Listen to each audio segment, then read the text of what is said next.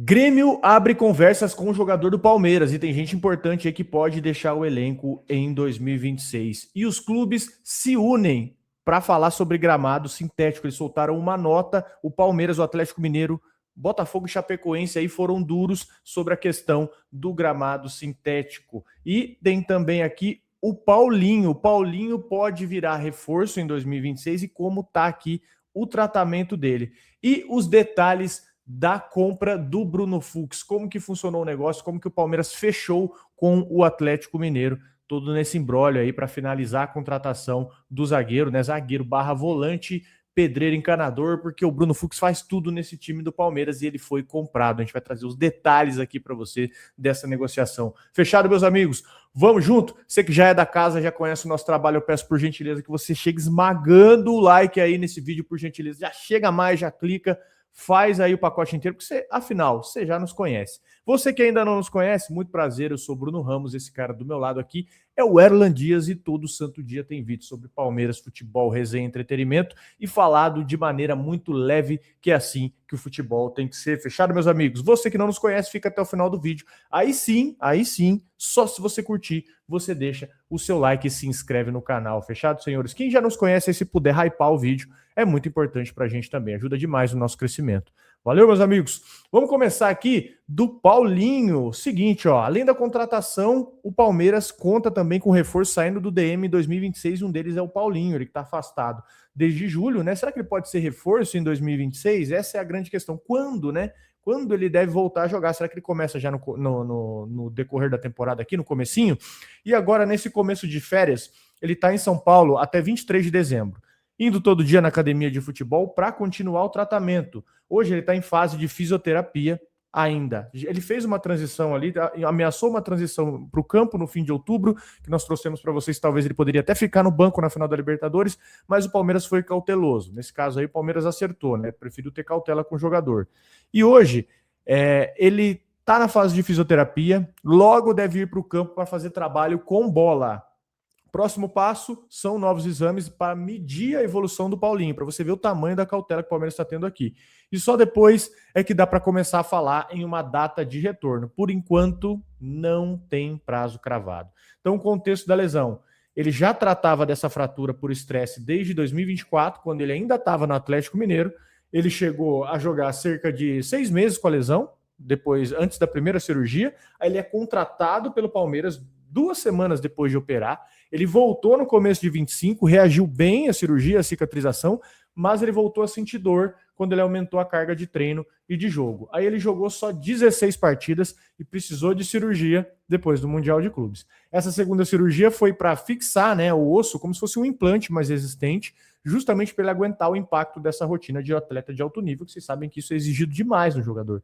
E desde então, ele faz todo o processo com o núcleo de saúde e performance do Palmeiras. Mesmo sem ir para jogo, o Paulinho já viajou com o grupo para o jogo contra o Grêmio, foi para a final da Libertadores, ele está participando da rotina, né, indo aos treinos, mas ainda está em tratamento. Está na mesma pegada do Everton ali, do Lucas Evangelista. Então aqui o resumo para vocês, o Paulinho está longe de ser aí uma carta fora do baralho em 2026 para o Palmeiras, mas o Palmeiras está sendo extremamente cauteloso nesse retorno dele. Paciência, exame e fisioterapia. Basicamente é isso que o Palmeiras está trabalhando hoje. Se esse retorno com bola não tiver dor, justamente o ponto que travou ele aí no começo do ano, aí sim ele vira um reforço interno para o ataque do Palmeiras. Mas, cara, me preocupa, hein? Me preocupa mesmo essa questão. O Palmeiras está tendo muita cautela nesse sentido, e eu realmente não vou mentir aqui para vocês, falo da ótica de torcedor. O meu receio é o Paulinho não conseguir ser o mesmo mais por causa dessa lesão, porque é um negócio muito sério, né? Você vê que o Flamengo ele faz um controle de carga com a Arrascaeta. E talvez isso tenha feito com o Paulinho, talvez no decorrer da carreira dele, né? Sim.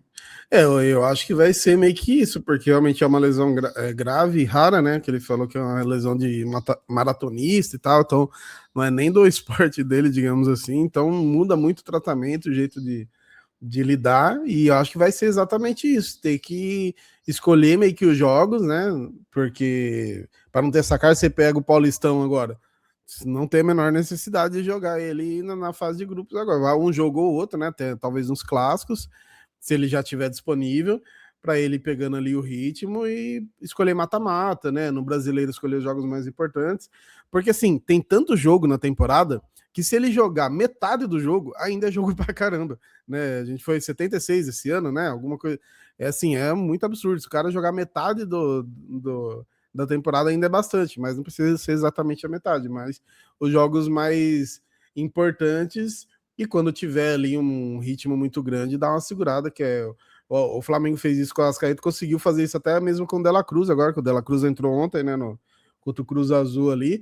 O De La Cruz é um caso muito mais sério aí com o Arrascaeta que o Paulinho, imagino eu, porque ele já tá há anos com isso, mas vai ter que ser isso, né? A torcida vai ter que ter paciência, porque imagina, Paulinho entra 3 jogos ali, engatou, o cara é titular absoluto, jogando muito, aí de repente tem que segurar ele, a torcida vai ter que entender isso daí também, né? Então vai passar um pouquinho por isso também, mas eu acho que é o ideal, porque a gente já viu, né? Ele precisa de pouco para resolver, né? E é esse o jogador, pelo menos isso. O que você falou aí? Palmeirense compreender. Palmeirense ser compreensivo. O que você tá pedindo aí, cara? Eu Você tô tá até doidão. vendo, né? Paulinho Pô, tá arregaçando e de repente ele fora do jogo. Ah lá, parda. cachaceiro, né? Vai pro Tá no pagode, pagode. Paulinho. É, a culpa é do pagode, tá no pagode. Ai, cara, deixa aí nos comentários, mas confesso que tá me angustiando também essa volta dele, viu? Eu achava que era um problema mais simples de ser resolvido. E o Paulinho provavelmente vai precisar de um cuidado maior na volta, e que também tá certo, né? Resolveram. E aí tudo bem, a opção dos caras, resolveram forçar ele no Mundial, e aí vocês viram que acabou custando até um pouco mais caro aí pro decorrer da temporada. Vamos falar de Bruno Fux agora. O Bruno Fux, a gente vai trazer os detalhes de como ficou a negociação do Bruno Fux, como ficou selado o negócio entre Palmeiras e Atlético Mineiro. Ele agora é do Palmeiras, compra feita, valor definido. O Palmeiras formalizou a execução da cláusula da compra dele, então, ou seja, acabou esse papo de empréstimo, ele passa a ser jogador do Palmeiras em definitivo, agora falta só a burocracia de contrato para anunciar aí tudo certinho. Quanto que o Palmeiras pagou? O Palmeiras pagou cerca de 4 milhões de euros, mais que os 2,7 milhões de euros que o Galo pagou para o CSKA de Moscou quando comprou ele. O Fux ele chegou em fevereiro, num acordo que envolveu o Caio Paulista, que foi para o Atlético Mineiro por empréstimo, ele tinha ali a cláusula de opção de compra. Se o Palmeiras quisesse ficar, era só acionar. Então, em nenhum momento o Palmeiras foi ameaçado. Quando você tem algo no papel, é muito mais fácil de você garantir o teu direito. E foi o que o Palmeiras fez agora. No campo, vai ficar basicamente assim, ó, a história dele, pelo menos, foi assim, né? Ele entrou no sistema defensivo que já estava bem consolidado, né? Gustavo Gomes e Murilo. Oscilou um pouco no começo, ganhou espaço, e aí em vários momentos, né? Ele até formou dupla ali de zaga com os dois à disposição, foi muito bem no Mundial, e no segundo semestre ele ainda apareceu jogando como segundo volante, virando alternativa para o lugar do Aníbal Moreno e do M. Martinez, que, cara, derreteram de rendimento. E aí os números na temporada, ele tem 44 jogos e 3 gols, Juventude Bragantino no Brasileiro, né? E LDU na semifinal da Libertadores, na famosa noite mágica, né? Talvez a única que a gente tenha vivido aí. Tirando o River, vai? Vou ser desonesto, não. Vai as 3 noites mágicas que a gente viveu. E uma, o Bruno Fux foi providencial, que foi contra a LDU. E ele teve mais uma assistência aí na vitória contra o Ceará na rodada do final do Brasileirão. Então, o Fux, ele não veio para ser só um tapa-buraco. Inicialmente, ele acabou sendo isso, né? Mas essa compra por 4 milhões de euros mostra que o Palmeiras vê nele peça para elenco de longo prazo, né? Versatilidade aí, ele pode jogar de zagueiro, pode jogar de volante, adiantado, depende muito da necessidade do Abel. Então, aqui, o Palmeiras acabou acertando muito, né? Muito acertado, o Fux que, né, o Gosto falou, né, o cara teve que fazer de tudo, teve que se virar aí. Eu vi um comentário, acho que é um atleticano falando que agora já foi a amostra grátis, agora vai ter o Fux de verdade, né, que a gente lembra que os atleticanos reclamavam dele. Eu espero que não seja esse caso, né, do cara realmente decair depois que foi comprado. Eu vi já até o pessoal levantando que ele teve algumas falhas aí durante a temporada, e teve, não só ele, né? A gente tá num ano que, infelizmente, todo mundo ou teve uma falha muito notória, ou caiu de produção num momento importante, né? Infelizmente, todo mundo mesmo, do goleiro ao centroavante. Então, meio que acompanha isso, mas eu acho que dentro da regularidade que é necessária aí no futebol brasileiro, ele foi um dos caras mais regulares. Até agora que o time decaiu, ele conseguiu ali se manter, às vezes de volante, às vezes de zagueiro. Então é uma parada acertada, é um movimento que o Palmeiras faz pouco e deveria fazer mais. Isso daí de empréstimo, eu ia falar aluguel, isso daí de empréstimo com opção de compra, deveria fazer um pouquinho mais isso, porque você tem essa realmente a oportunidade de olhar. A gente fez isso com o Lázaro, né? O Lázaro não deu certo. Nossa Senhora. Ainda gastou uma grana, mas não gastou uma grana absurda, né? Imagina se tivesse comprado o Lázaro, depois seria um problema. Então, é um movimento que eu acho bem interessante. O Fux funcionou bem, aproveitou, né? Que eu acho que é a chance da vida dele, ele aproveitou. Exato. Esse é o modelo que o Palmeiras costuma fazer muito, né? Normalmente, se você for olhar aí, talvez o Palmeiras tenha errado mais do que acertado. Mas no caso do Fux, não tem o que falar. O cara chegou, jogou muito bem, inclusive a final da Libertadores. Eu gostei do jogo dele. Você achou que foi falha dele, inclusive, no lance do Danilo? Porque apareceu uma análise depois que o Danilo sobe mais que o Cristiano Ronaldo naquele gol da Sampdoria lá quando ele jogava na Juventus, né? Então, assim, a gente tem a mania de, às vezes, tudo atribuir a falha, né? Os que tiram o mérito do Kaká, subiu 2,70, nem sei, o Kaká um colosso, velho. O Fred fez no programa dele lá, da Globo, lá para onde ficou a bola, ele conseguia no máximo triscar, assim, né? E o Danilo, além de subir, ele ainda dá direção para a bola, né? E, inclusive, colocaram falha, fizeram até uma artezinha no intervalo ainda do jogo. Eu falei, mano, que sacanagem fazer isso. Colocaram o Alan tava com o Danilo ali separado, e o Alan não acompanhou, mano, mas o que o Alan ia fazer, velho? O tamanho do Alan perto do Danilo, não tem nem como. Eu acho que poderia ter rolado talvez aquele bloqueio de basquete, que daí você não deixa o cara subir. Que Pode ser, sim. Ficou tanto o Fux quanto o Gomes ficaram no chão, né? Nem subiram. Mas aí realmente é mérito do cara, porque o Danilo não estava junto com os caras. Ele estava lá na entrada da área, fez a velocidade, também o mérito da batida, né? Então é um conjunto são falhas coletivas, mas eu acho que também tem que aprender a dar o mérito, né? Porque foi uma ótima jogada, um gol absurdo ali do Danilo. Acho que o maior problema foi realmente o Palmeiras não ter feito nada. O Palmeiras, escanteio, o Palmeiras teve o quê? 1 ou 2 no jogo, por exemplo. A chance de fazer o mesmo, o Palmeiras nem teve no jogo, porque realmente não... Mérito? Você tá dando mérito pro adversário? Você vai ser cancelado no Twitter, hein? Não existe mérito do adversário, não, pô. A gente joga só... Com não certeza. Então. Porque realmente o Palmeiras jogou nada no jogo, né? Não tem, isso não tira, mas você já não tá jogando bem, o cara ainda acerta ali uma boa jogada de bola. Eu acho que o erro, por exemplo, foi o Kelvin que deixou a bola sair, né? Foi uma desatenção dele. Ele pensou que fosse tiro de meta. E aí ele deixa a bola sair, e aí dá oportunidade para os caras cruzarem ali. Então, faz mérito pra caramba, assim. E a gente tá vendo, mano. Eu odeio o Flamengo, tá? Já vou deixar claro. Mas o futebol, para mim, quando você analisa o futebol, você tem que deixar isso de lado. O Flamengo jogou tantos jogos quanto a gente na temporada, pegou o Cruz Azul ontem, precisou, né, da famosa resiliência, porque toma o gol e tava pior no jogo e consegue vencer o jogo. Eu fiquei imaginando o Palmeiras ontem contra o Cruz Azul, que ia ter de chutão, que ia ter de desespero. Então, um time bem treinado, né, uma hora ele consegue um lance ali, uma bola parada, uma jogada individual. O grande problema do Palmeiras hoje é ser realmente mal treinado.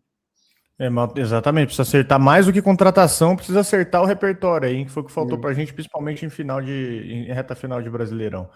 E, senhores, seguinte, ó, nós estamos de férias, né? Nós, Palmeiras, aqui não tá jogando. Tá rolando semifinal da Copa do Brasil aí na área e a KTO meteu uma promo para você brincar sem medo. Seguinte, ó, olha os jogos aí que entraram na parada. Teve ontem, infelizmente, o Corinthians ganhou do Cruzeiro, né? E agora tem Vasco e Fluminense e Vasco. E a mecânica é muito simples, ó.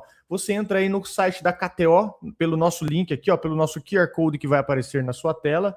QR Code ou link fixado nos comentários. E aí você vai lá, chegou no site, cria a tua conta, primeiro de tudo, cria a tua conta, que é o seguinte, ó, você vai achar lá R$10 em apostas grátis para você. É isso mesmo, R$10, você vai ganhar R$10 em apostas grátis. Você clica em aceito participar.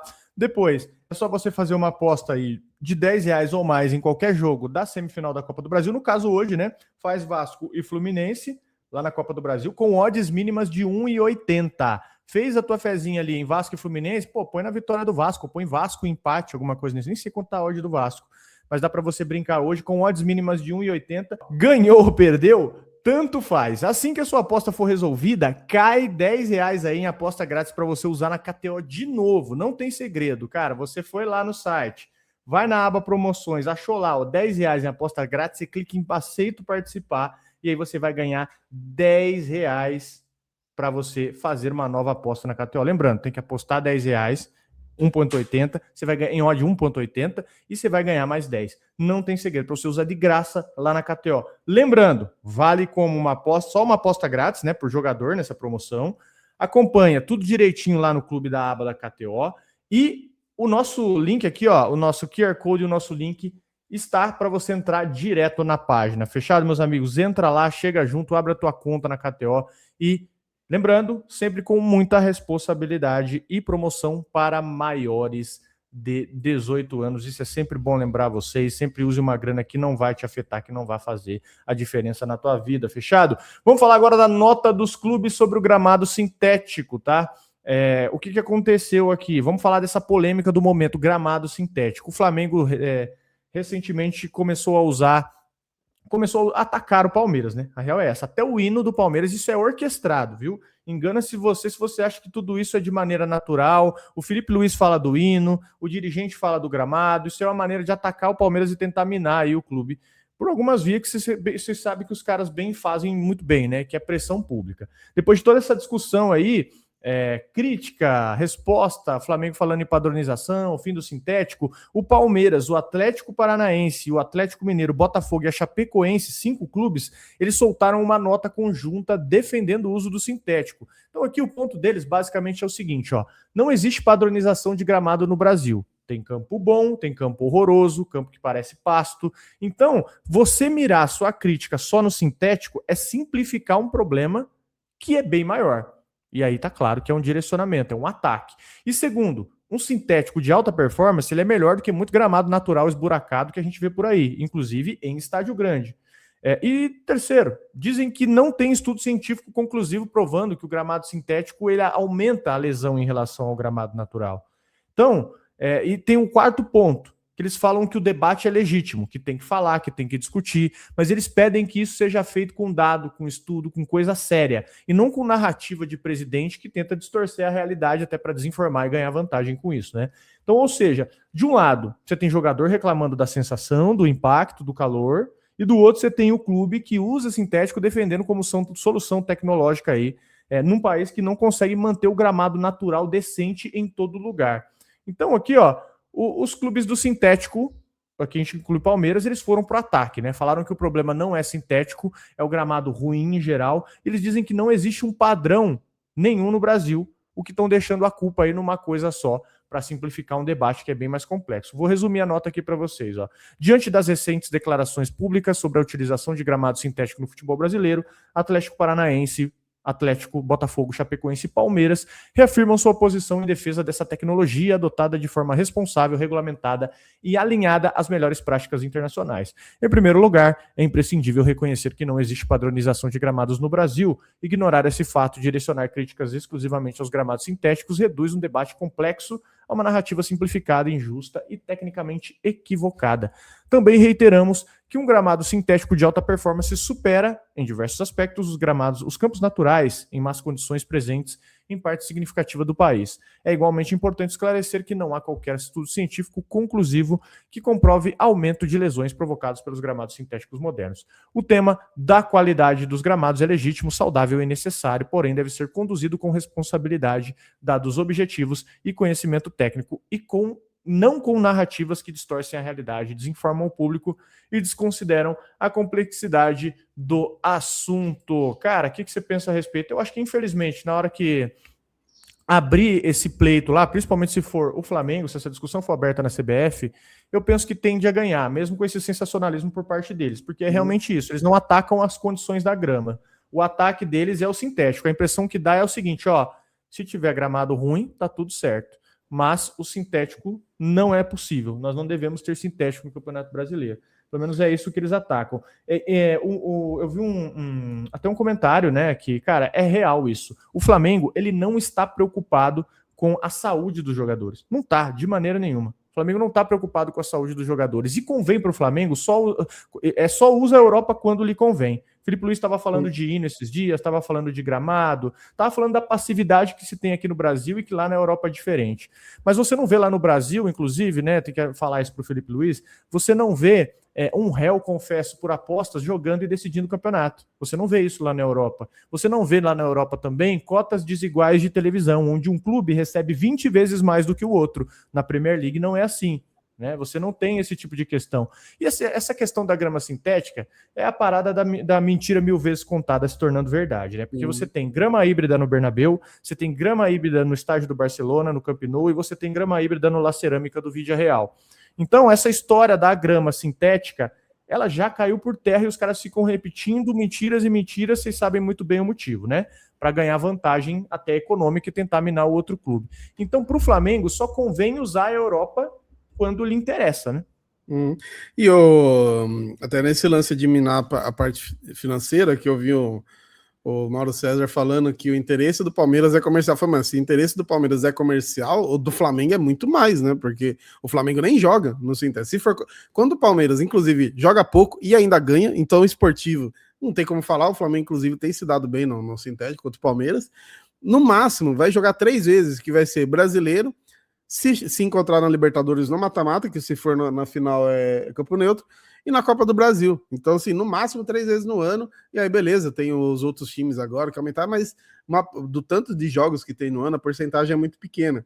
Questão de lesão, realmente não tem que falar. A gente tem o São Paulo aí, acho que é o melhor exemplo, para mim, melhor gramado natural mesmo, totalmente natural do Brasil, é no Morumbi. E os caras estão com, acho que bateu 70 lesões. Tipo assim, é um negócio assustador. O São Paulo emitiu a nota dos lesionados esses dias, os caras fez até a artezinha do Star Wars, tá ligado? Que vai subindo, assim, que é muito nome, velho. E assim, muitos problemas. Por quê? O departamento médico do São Paulo tá defasado, tá realmente, sim, numa situação... O Crespo falou assim, a gente não precisa de jogador bom, a gente precisa de jogador saudável. O técnico do time falou isso. Então você tá falando do melhor gramado do Brasil, natural, a gente já falou aqui de Itaquera híbrido também. Então, 100% natural, melhor, os caras estão com problema de lesão. Então, lesão realmente é um negócio que nem entra na discussão. Aí você pode falar de velocidade de jogo, isso ou aquilo, mas velocidade de jogo, você vai jogar em Itaquera, os caras molham o gramado antes, o jogo fica rápido também. Você vai jogar no Castelão, o jogo ficou horrível, porque o gramado é muito ruim. Então, assim, você não tem um padrão, realmente você não tem um padrão no Brasil para você cobrar. Quando você tiver todos os naturais estão aqui, tá tudo. Você vai jogar em Itaquera a mesma coisa, vai jogar no Castelão a mesma coisa, vai jogar no Maracanã a mesma coisa, beleza, vamos padronizar, mas não é. Cada lugar que você joga de um jeito, cada lugar é um desafio pra você jogar, né? A gente jogou, por exemplo, esse ano aqui contra o Bahia, lá na Fonte Nova também, que tava zoado o gramado também, então tem vários gramados aí. A gente tem o Juventude, que tem a questão do clima, que não é muito bom lá, e tá sempre bom o gramado. Então você vê que é a questão de cuidado, a questão de cuidado com a parada mesmo, que alguns clubes não têm. E é isso, né? Fica essa discussão clubista. O Flamengo, infelizmente, tem muita força na mídia, né? Tem muita força na mídia e nos bastidores. E eu acho que a união agora ela vem bem exatamente para o Flamengo não ficar ali, né, usando toda a força dele contra o Palmeiras, porque aí a gente já viu que infelizmente o Palmeiras não consegue acompanhar, pelo menos com alguns clubes juntos aí, pode mudar alguma coisa, né? Deixa aí nos comentários, meus amigos, a opinião de vocês sobre gramado sintético. Eu já dei minha opinião aqui, bicho. Se for pra... Beleza, quer padronizar, tudo certo. Futebol tem que ser gramado natural, mas vamos colocar regras rígidas lá. Coloca ali sempre que... Coloca um padrão de gramado, mas a partir do momento que a gente tiver uma rodada do Campeonato Brasileiro, você chegou, analisou a grama do determinado clube que tem que receber esse jogo, e a grama não tá no padrão, 3 pontos pro adversário e sem conversa. Eu duvido também que os caras sejam rígidos nesse sentido. Duvido mesmo. Mas tá aí e esse assunto ainda vai durar muito tempo. Deixa nos comentários o que você pensa a respeito.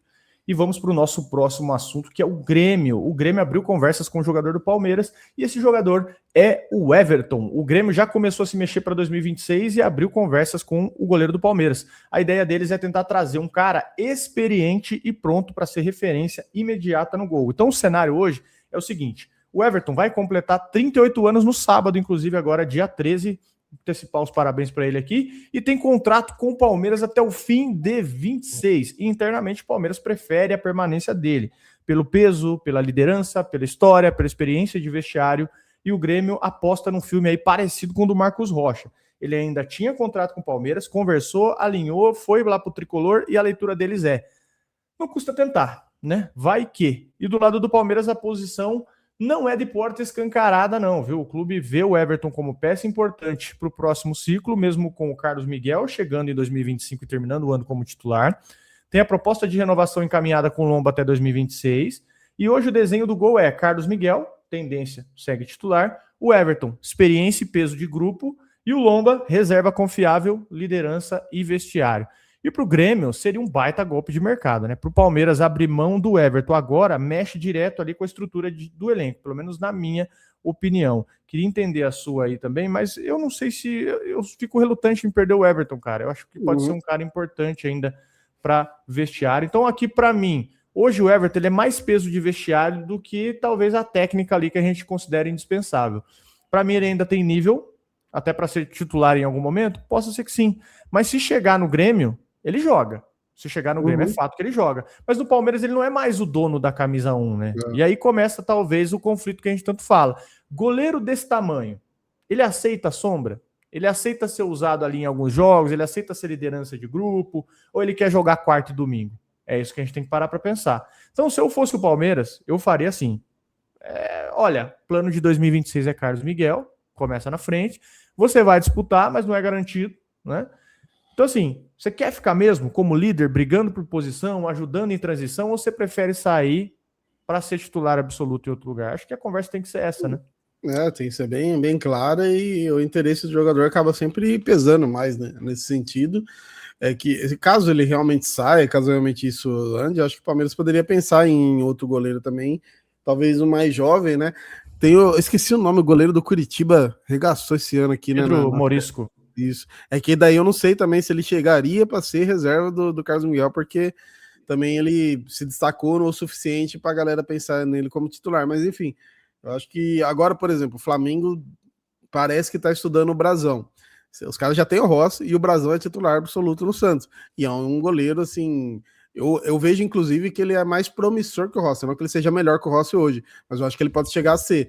Então os caras já estão olhando o futuro, né? Já tá olhando, pô, quando o Rossi talvez decair um pouco ou ficar mais velho, ele já tem um cara pronto, um cara muito bom aqui.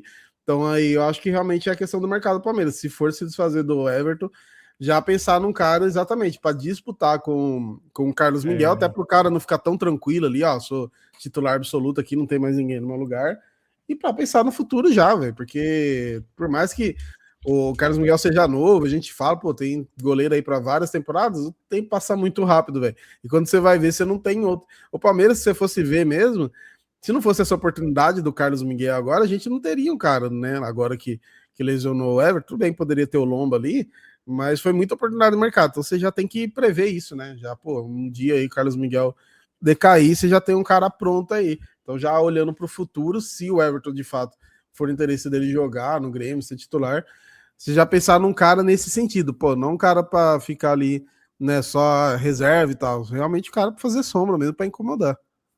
E eu nem acho errado o Everton ouvir, não, viu? Porque errado seria o Palmeiras ignorar essa realidade, porque ou você segura um cara com papel claro de líder ali, mais concorrência, ou você negocia bem agora. E lembrando que se o Grêmio quiser levar também, o Palmeiras teve um papo de gratidão ali com o Marcos Rocha que deixou sair muito porque ele fez pelo Palmeiras, né? O Everton, se for negociar, cara, o Palmeiras tem que botar um dinheiro no bolso com o Everton, mesmo com 38 anos, tem que botar uma grana boa, porque é goleiro bom, cara, goleiro de alto nível.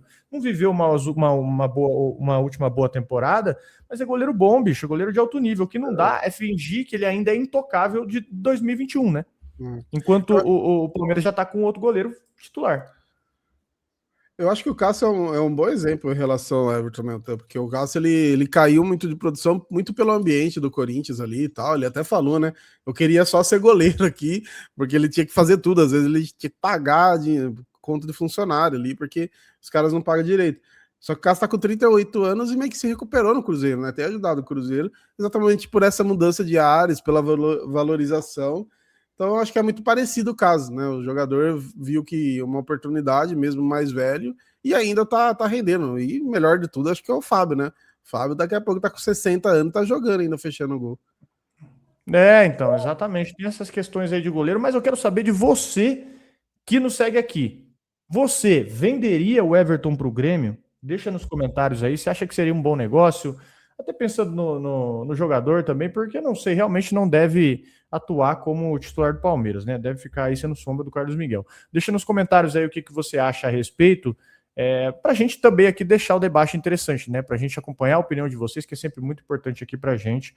E lembrando que Palmeiras também deve ter mais notícias de mercado, mais contratações aí em 2025 ainda. Deve surgir novidades aqui em 2025 que a gente vai trazer para você. Fica ligado no mercado, que o mercado da bola agora começa a pegar fogo. Fechado, meus amigos? Vamos fazer o seguinte. Você chegou até o final do vídeo, que eu te peço por gentileza, deixa o like, é muito importante pra gente, tá, cara?